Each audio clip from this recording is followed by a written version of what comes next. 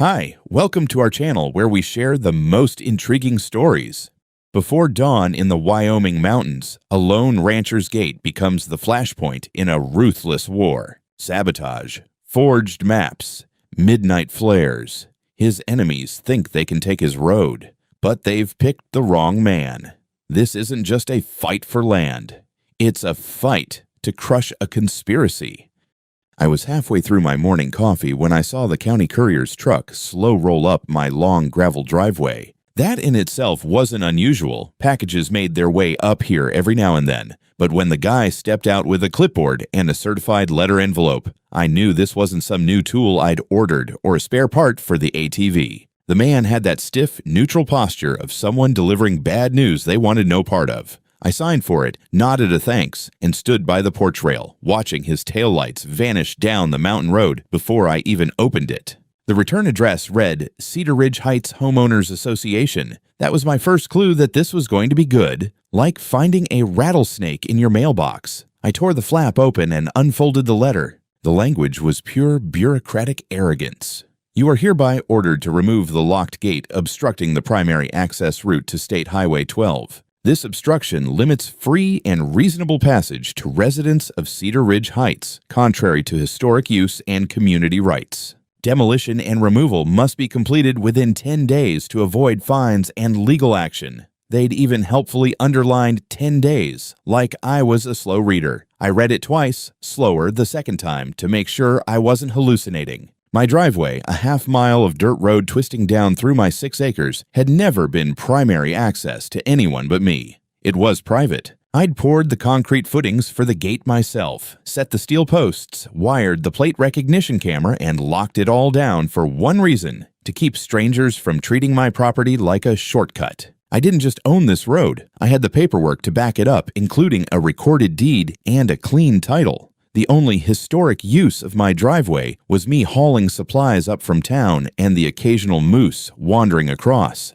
I called my attorney, Eric, before I even finished the coffee. By mid-morning, he had a scanned copy of the HOA's love letter and was already pulling my property documents and the recorded easement agreement from the county. That easement spelled it out in plain English: no right-of-way for any other parties without written signed consent from me, the landowner. We drafted a formal reply, short, sharp, and perfectly polite, attaching the deed, the easement language, and a friendly reminder that any further attempt to use or alter my road without permission would be treated as trespass. Eric sent it by certified mail and email before lunch. 3 days later, my security app pinged while I was tightening fence wire along the north pasture. Motion detected at the gate. I pulled the live feed up on my phone and saw 2 SUVs parked nose to tail just outside the steel bars. A woman in a cream-colored parka, mid-50s helmet hair even in the wind, was talking to a man holding a package from UPS. She was pointing at the gate, shaking her head,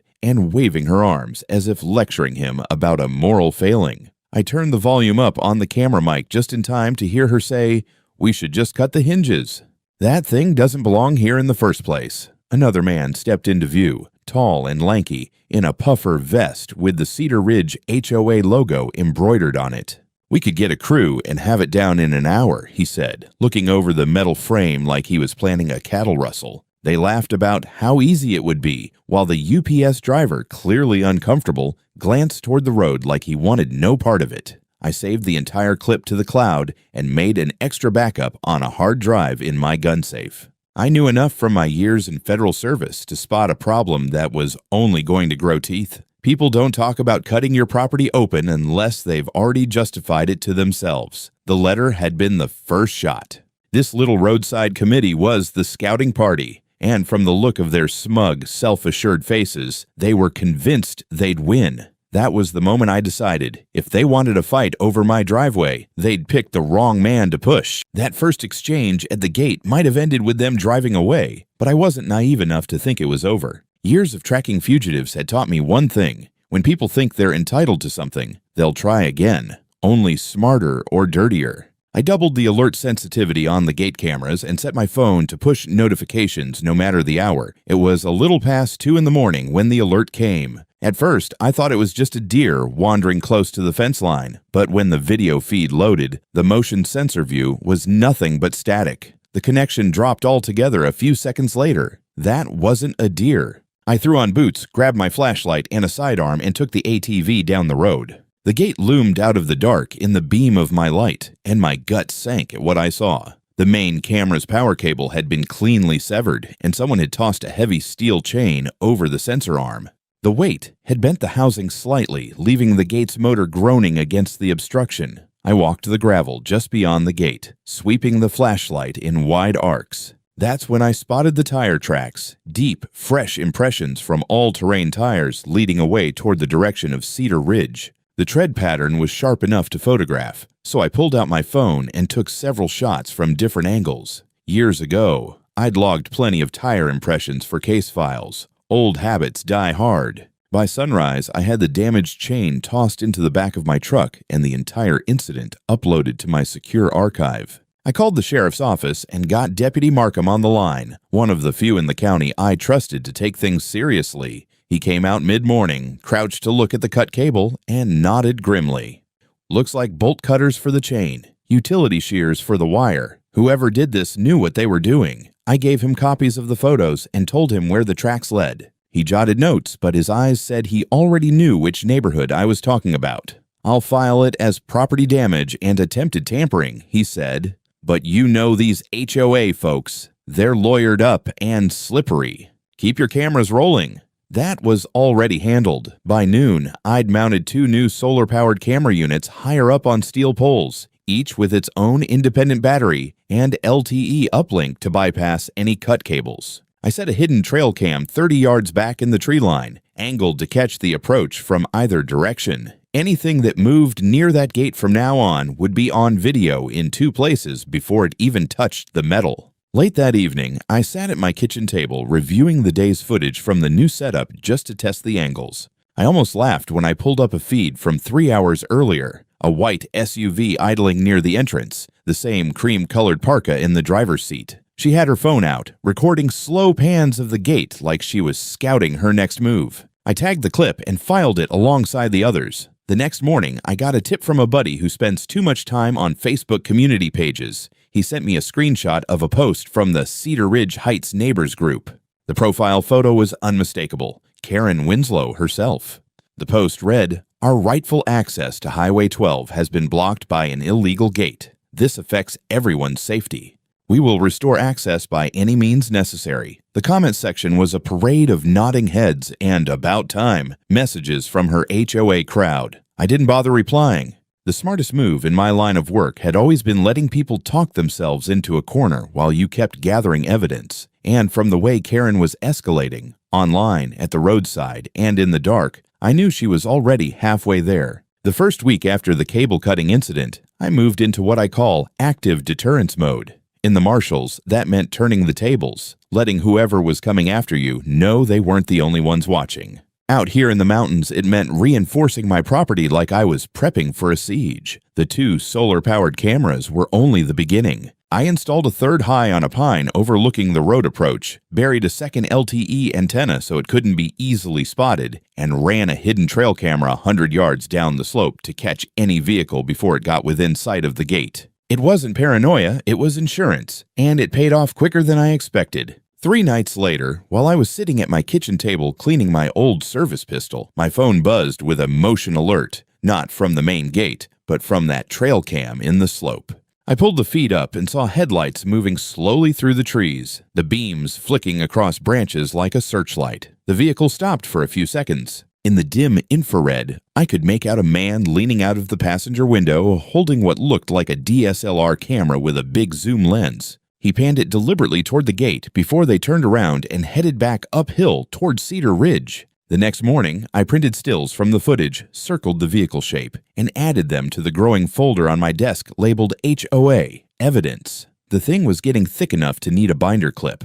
If they thought they were the only ones building a case, they were dead wrong. Then came the online propaganda. A friend of mine from town, retired firefighter named Hank, called one afternoon to ask why I was blocking emergency services from getting to people. My answer was a sharp, "Where the hell did you hear that?" Hank sighed and said, "It's all over. Facebook. Cedar Ridge folks are saying your gate's a hazard, that an ambulance wouldn't be able to get through in winter. That one I couldn't let slide. I didn't care if they badmouthed me over some imaginary property line dispute, but dragging first responders into it was playing with fire. The next morning, I drove into town and stopped by the county fire station. The captain, a stocky guy named Morales, met me in the bay. I explained the situation, showed him the HOA's claim, and then handed him a key to the lockbox and the numeric code to the keypad. He studied them, nodded once, and said, "We'll log it. You're fine. No obstruction here." I repeated the process with the county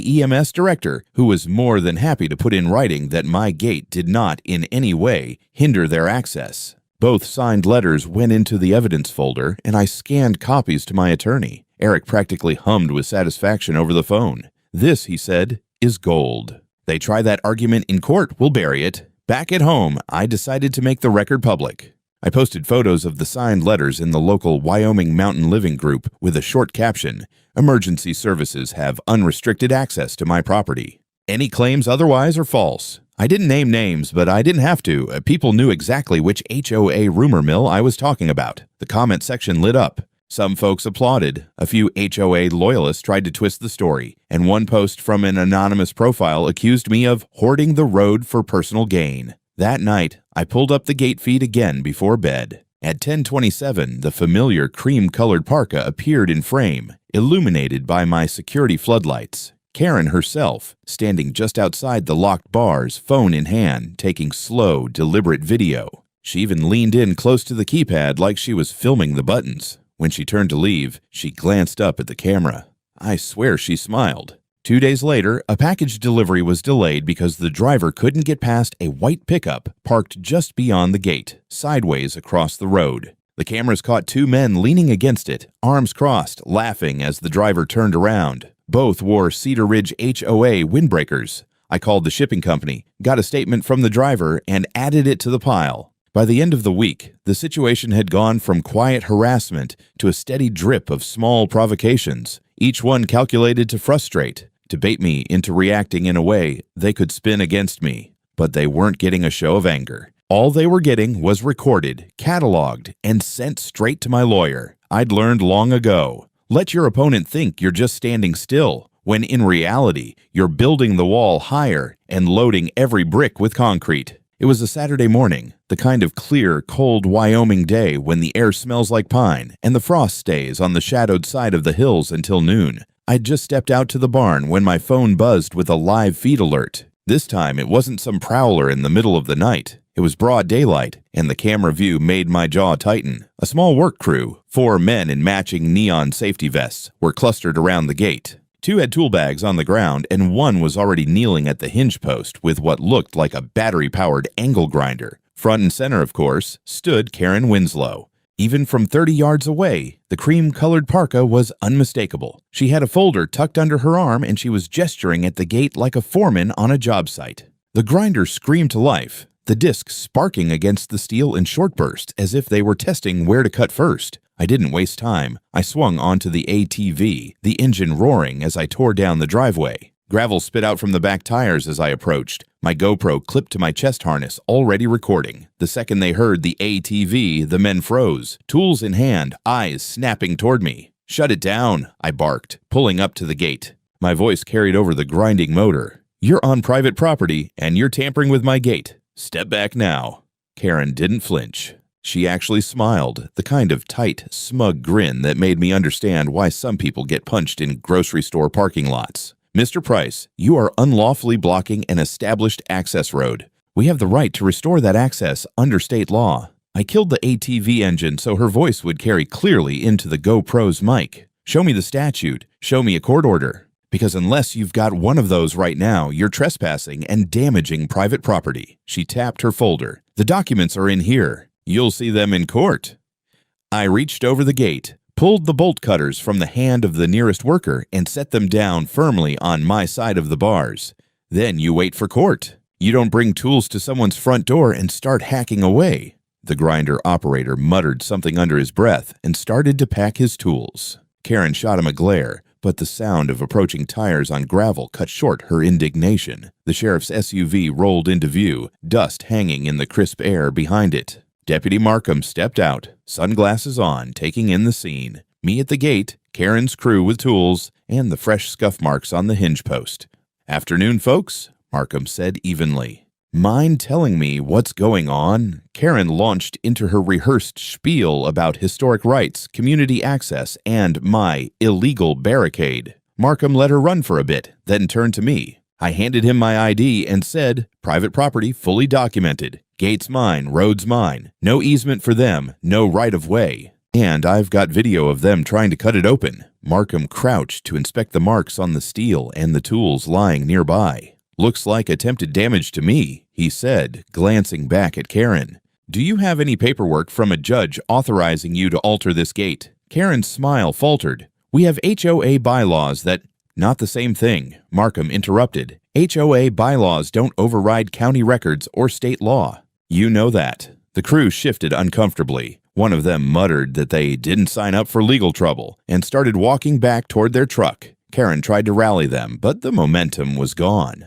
Markham told her plainly, "You're all leaving now. If you come back with tools and no court order, I'll have no choice but to cite you for criminal mischief and trespassing." Karen gathered her folder like it was a wounded pet and stalked off toward her SUV. I stayed put until their taillights disappeared around the bend. Only then did I step out to inspect the hinge. The grinder hadn't cut deep, more like a test run, but it left a shiny gouge in the steel. Another mark for the evidence folder, along with the GoPro footage and Markham's written incident report, which he promised to file by end of day. As I drove back up to the house, the pine scent in the air didn't smell quite as clean.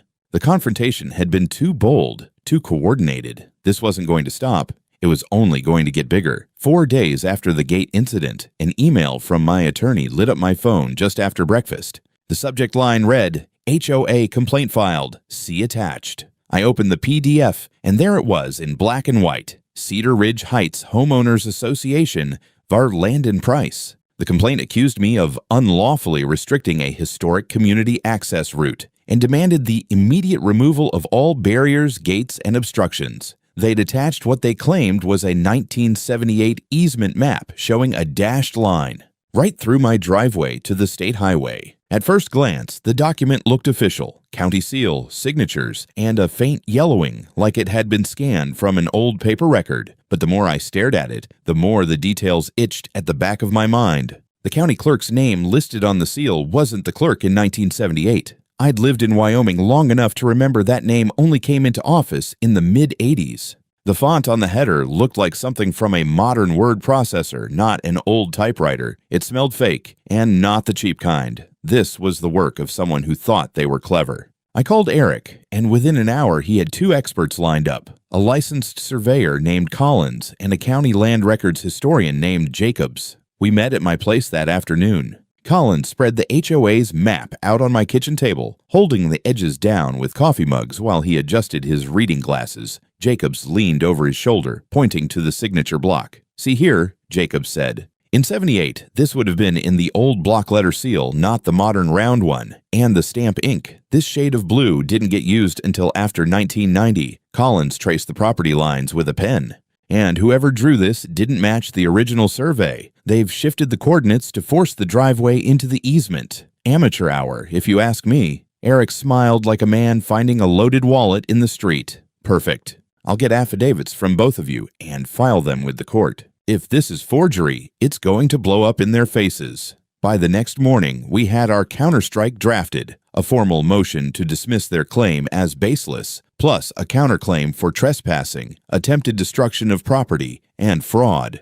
Attached were the affidavits, high-resolution photos of the supposed easement map with the anomalies highlighted, and the full incident logs from my cameras, cut cables, bolt cutters, grinder marks, and all. Eric's language was sharp enough to shave with. The plaintiff has engaged in a pattern of harassment and fraudulent misrepresentation in an effort to coerce the defendant into surrendering lawful private property rights. While Eric filed the paperwork, I kept my focus on securing the property. The weather was turning, hard frost at night, and the first dusting of snow on the higher ridges. The gate's electronics needed to be winterproofed, so I swapped in cold-rated batteries and insulated the wiring. I wasn't about to let a sudden storm give them an excuse to claim the gate had failed and left the road open. That afternoon, a neighbor from farther down the valley stopped by. Stan's a quiet guy, keeps to himself, but he'd been at the feed store that morning and overheard two HOA members talking. According to Stan, they were joking about finally getting that old marshal to crack and having a real surprise for him in court. One of them even mentioned a custom map job, like it was some kind of inside joke. I thanked Stan, added his statement to my notes, and emailed it to Eric. The pattern was clear now. They weren't just trying to push me around. They were orchestrating a coordinated campaign, complete with doctored evidence. And if they were arrogant enough to fake county records, they were arrogant enough to think they'd get away with it. Late that night, I sat in my office with the desk lamp throwing a warm circle of light over the growing stack of binders and folders. Each one was labeled, tabbed, and cross-referenced. Years of hunting fugitives had made me meticulous with case files. This wasn't any different, just a different kind of fugitive, running from the truth instead of the law. They wanted a war over a road. They were about to get one, only it would be fought on my terms, in a courtroom where every lie they'd told would unravel in front of a judge. 2 weeks later, the county courthouse issued a notice granting our request for an expedited hearing. The judge wanted to review the authenticity of the HOA's so-called easement map before moving forward with their complaint. That alone was a good sign, but the best part was the temporary order that came stapled to the back. Cedar Ridge Heights HOA and all its members were prohibited from approaching within 50 feet of my gate or tampering with any part of my property until the case was resolved. Violate it, and they'd be looking at contempt of court charges on top of everything else. Eric called me the moment the order hit his inbox. "Frame it if you want," he said, "but make sure you keep a copy at the gate." That afternoon, I laminated one and bolted it to the steel post right under the camera. Now, anyone wandering too close would be met with a clear warning in bold print.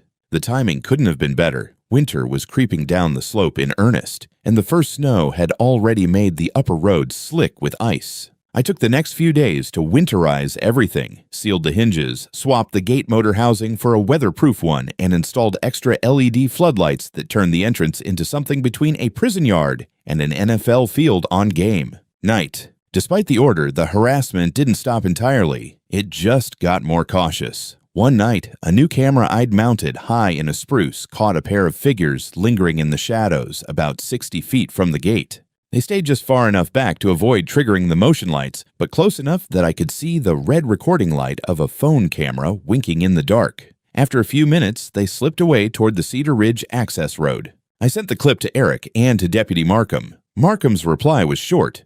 "They're testing you. Don't take the bait." I didn't plan to. If they thought watching my gate in the dark would rattle me, they didn't know me at all. A few days later, I was stacking firewood when I heard tires crunching on the frozen gravel. A county maintenance truck pulled up, and out stepped the road supervisor, clipboard in hand. "Got a complaint about snow removal access," he said. "HOA claims your gate makes it impossible for our plows to turn around." I almost laughed. "You ever plow this road before I put up the gate?" "Plenty of times," he said. "We turn around at the bend below your drive." Never been an issue. He wrote that down right there and even offered to sign a statement for my file. Another nail in their argument. Inside, my office had begun to look like a detective's war room. Maps, photos, printed emails, and sworn statements covering the corkboard above my desk. I'd added the signed plow report, the laminated court order, and stills from the shadow lurkers to the growing wall of evidence. In the middle of all this, Eric called with an update. The HOA's lawyer tried to argue for modifying the restraining order, said it was overly restrictive. Judge denied it on the spot. I could hear the satisfaction in his voice. They're boxed in now. The only moves left are the desperate ones. That night, I sat out on the porch with a mug of black coffee, the floodlights casting long shadows across the snow. I could feel the tension coiling tighter with each failed attempt they made to push back. The order had given me breathing room, but it had also forced them into a corner, and when people like Karen get cornered, they don't retreat. They thrash. It was just after midnight when the phone rang. Not my cell, the landline in the kitchen, the one I kept for emergencies and calls from the sheriff's office. That alone put me on edge. I crossed the dark kitchen, lifted the receiver, and heard a voice I recognized immediately. Deputy Markham. "Landon, you might want to get down to your gate," he said. "We've had reports of a disturbance. Caller claims there's a crowd out there." I didn't even waste time with questions. I pulled on my boots, shrugged into my heavy coat, and stepped out into the brittle cold. The snow squeaked under my feet as I made for the ATV. The engine roared to life, the sound sharp in the stillness. As I descended toward the gate, the night began to glow faintly orange ahead of me. Not the white of my floodlights, but the flicker of open flame. When I rounded the last bend, the scene snapped into focus. A dozen people were clustered just outside the 50-foot boundary from the gate, waving handmade signs that read things like, "End the tyranny," and "Open the historic road." Several of them held road flares, the smoke curling up into the night, staining the snow with a hellish glow. At the front, of course, was Karen, bundled in a bright red scarf, shouting into a battery-powered bullhorn. I pulled the ATV to a stop on my side of the gate and flipped on the helmet camera. My floodlights kicked in, bathing them in cold white light. "You're all violating a court order," I called out, my voice carrying over the wind. Karen lowered the bullhorn just long enough to shout back, "We're on public land, Price." "This is a peaceful demonstration." That's when I saw him. A younger guy, maybe late 20s, slipping toward the side fence. He moved like he thought nobody was watching, keeping low, one hand clutching something shiny that caught the light. He climbed over in 2 quick motions and dropped into my side of the property. I dismounted the ATV and pointed directly at him. "You there, stop where you are." He froze for half a heartbeat, then bolted toward the gate's locking mechanism. I didn't chase him. I didn't have to. 2 sets of headlights swept into view from the county road. Markham's cruiser and another patrol car crunched onto the snowy shoulder. Doors slammed, and the deputies came in fast, flashlights cutting through the flare smoke. The trespasser barely made it 3 steps before he was face down in the snow with his hands behind his head. Markham approached Karen, holding the laminated court order in one gloved hand. "You organize this?"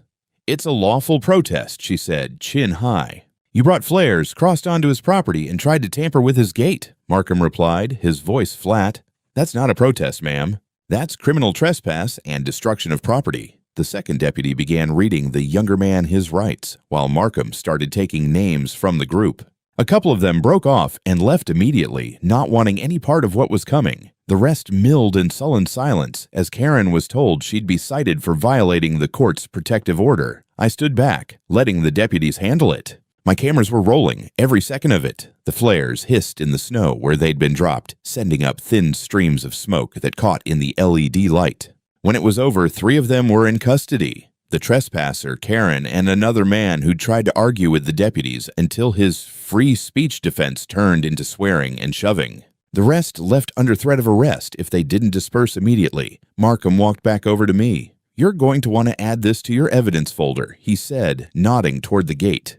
"We'll have full reports by morning, and the DA will see them before your next hearing." As the patrol cars pulled away, their taillights fading into the snowy dark, I was left alone with the quiet hum of the floodlights and the acrid smell of burned flare powder. I locked the gate again, checked the fence line for damage, and rode back up to the house. On the porch, I lingered for a moment, listening to the silence return. It was the kind of stillness that only comes in winter nights this far from town, deep, almost heavy, but beneath it was a current of something else. They'd just made their boldest move yet, and it had blown up in their faces. The question now was whether that was enough to break them, or if they still had one last stunt waiting. The courtroom was packed the morning of the final hearing.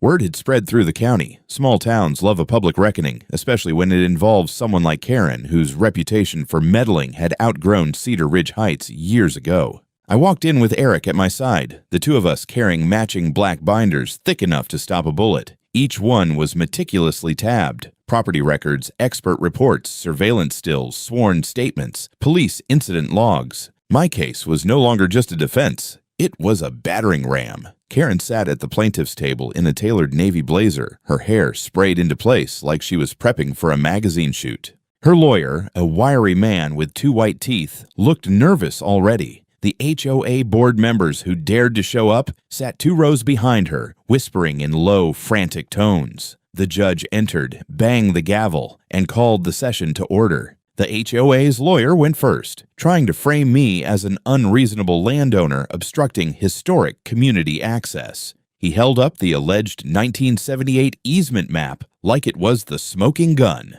That's when Eric stood. "Your Honor," he said, Before this exhibit is accepted into the record, we have expert testimony that the document is fraudulent." The judge raised an eyebrow. "Proceed." We called Collins, the surveyor, to the stand. He walked the court through the obvious geographic discrepancies, explaining how the plotted coordinates didn't match any official survey from the period. Then Jacobs, the county records historian, stepped up and dismantled the forgery piece by piece. Wrong seal, wrong font, wrong clerk name, wrong ink. Finally, Eric dropped the hammer, an affidavit from the actual clerk who'd served in 1978, confirming she'd never seen or signed such a document. That drew a visible wince from Karen's lawyer, who suddenly looked like a man holding a grenade with the pin half pulled. When it was my turn, I testified calmly, walking the court through months of harassment, the sabotage of my gate, the false emergency claims, the vandalism, the night protests. Each claim was backed with video clips and stills, projected on the courtroom screen for everyone to see. The grainy footage of Karen at the gate with flares in the background drew a few audible gasps from the gallery. Then Eric introduced the financial records, a paper trail showing HOA funds being used to pay a consulting fee to a local realtor. Cross-referencing that with phone records and email logs revealed that this same realtor had commissioned the fake easement map from a mapping specialist in another state, and the approval for that payment signed personally by Karen. By the time the closing arguments wrapped, the air in the room was thick with inevitability. The judge's ruling came fast. The HOA's complaint was dismissed with prejudice. My counterclaims for trespassing, property damage, and fraud were upheld. The court ordered Cedar Ridge Heights HOA to pay me over $1.1 million in damages, covering legal fees, security upgrades, repairs, and punitive damages. Then came the personal judgment. Karen was found guilty of criminal fraud, forgery, and conspiracy to commit property interference. She was sentenced to 8 years in state prison with no parole for the first 5. The gavel fell, and the room erupted in low murmurs. Karen was led out in handcuffs, her perfect hair slightly askew. The board members avoided my gaze as they shuffled toward the exit, their association effectively dissolved by court order. Outside, the winter sun was bright on the courthouse steps. Eric shook my hand hard, grinning like a man who just sunk a winning shot at the buzzer. "You don't just win cases, Landon," he said. "You annihilate them." That evening, back at the ranch, I installed a new sign on the gate, "Private Road, entry by court order only." The cameras caught the reflection of the bold letters in the snow. For the first time in months, I felt the weight ease off my shoulders. The road was mine again, and now everyone knew it.